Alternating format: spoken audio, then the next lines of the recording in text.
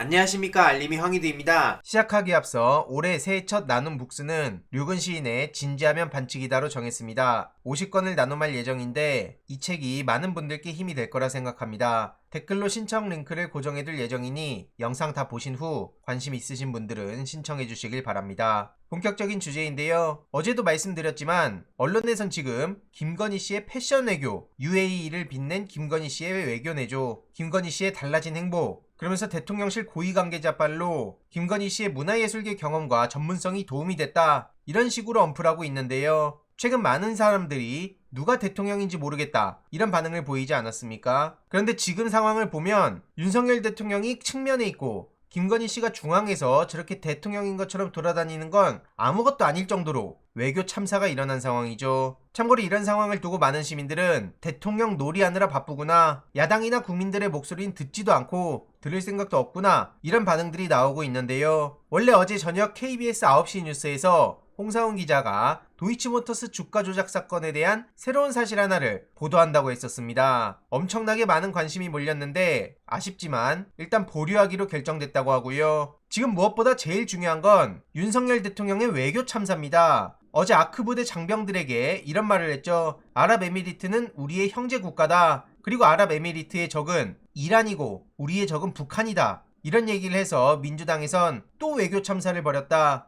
이렇게 비판하고 나섰죠. 자칫하면 한국이 이란을 적국으로 여기고 있다고 해석될 수 있기 때문인데요. 김현정 민주당 대변인은 해외 순방을 통해 국익을 확보하라 했더니 오히려 국익을 깎아먹고 있구나 라고 지적했고요. 저 발언은 국익을 해치는 외교적 실언이라는 거죠. 특히 이란의 지정학적 위치, 중동 사회의 이상에 비추었을 때 적으로 돌려서 국익에 뭐가 도움이 되냐 이겁니다. 외교는 적을 줄여나가야 되는 건데 오히려 적을 늘리겠단 말이고요. 저런 식으로 국익을 훼손하고 국민을 위험에 빠뜨리는 외교 참사를 당장 멈추라고 강조했습니다. 그리고 민주당 윤석열 정권 외교 참사 거짓말대책위원회에서도 매우 위험천만한 발언이라며 우리 국익을 해칠 수 있다고 비판에 나섰고요. 사선 중진인 김태년 의원 또한 저 말대로면 이란의 적은 대한민국이 되는 거냐? 그럼 중동에 파병 나간 우리 장병들의 운명은 어떻게 되는 거냐? 게다가 한국으로 오는 석유 선박의 70%가 이란의 호르무즈 해협을 지나야만 하는데 이건 결국 우리 선박에 대한 테러 위험만 키울 뿐이다 라고 꼬집었습니다. 이런 심각한 상황에 외교부는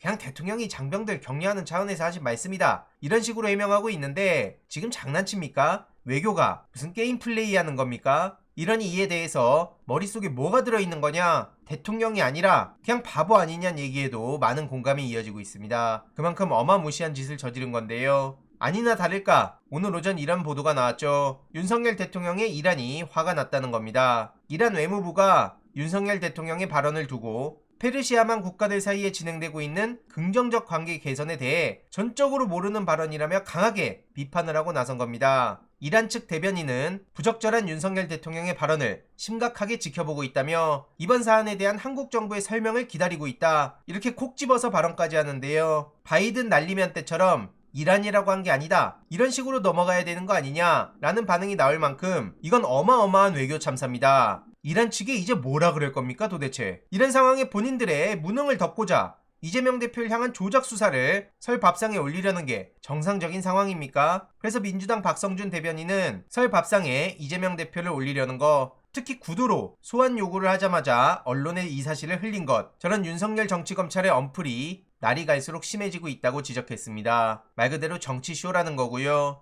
지금 검찰은 50억 클럽, 그리고 김만배 누나가 윤석열 부친 집 사준 것, 이런 것들은 죄다 내팽개치고 시민들을 위해 공익 환수를 했던 이재명 대표만 지독하게 괴롭히고 있다는 거죠. 저런 악랄한 언론 플레이, 야당 죽이기 도저히 그냥 넘어갈 수 없다는 거고요. 이런 식으로 비정상적인 수사를 계속한다면 그에 상응하는 수준에서 대응하는 게 불가피하다, 이런 입장을 전하기도 했습니다. 김건희 특검뿐만 아니라 검찰 정상화에도 집중을 해야 된다고 보고요. 지금 국민의힘은 외교 참사에 대해서 어떤 입장을 보이고 있는지 명확하게 입장을 내놔야 되는 거 아닙니까? 특히 당권 주자들은 친윤이네 반윤이네 멀윤이네 이런 얘기만 할 게 아닙니다. 아무튼 나경원 씨는 죽었다 깨어나도 반윤은 되지 않을 거다, 이런 얘기를 하고 있는데 최근 오세훈 시장과도 만나서 이런저런 얘기를 나눴다고 하죠. 지금 반년이 안 되면 뭐가 되겠다는 겁니까? 어쨌든 오세훈 시장은 국민 모두 지켜보는 전당대회고 국민에게 기쁨을 주는 전대가 돼야 된다고 하는데 지금 오세훈 시장이 저런 얘기를 할 때입니까? 국민들에게 기쁨을 주려면 본인이 책임지고 그 자리에서 내려오는 거 아닐까요? 아무튼 오늘 윤석열 대통령이 찾았던 대구 동화사에 방문한다고 하죠. 그래서 나경원 씨가 당권 도전 의사를 밝힐 가능성도 있다는 얘기가 나오고 있는데 공식 출마 선언은 윤석열 대통령이 귀국하는 직후에 하는 방안을 검토 중이라고도 합니다. 아무튼 이와 관련한 추가적인 소식 계속 전해드리도록 하겠습니다.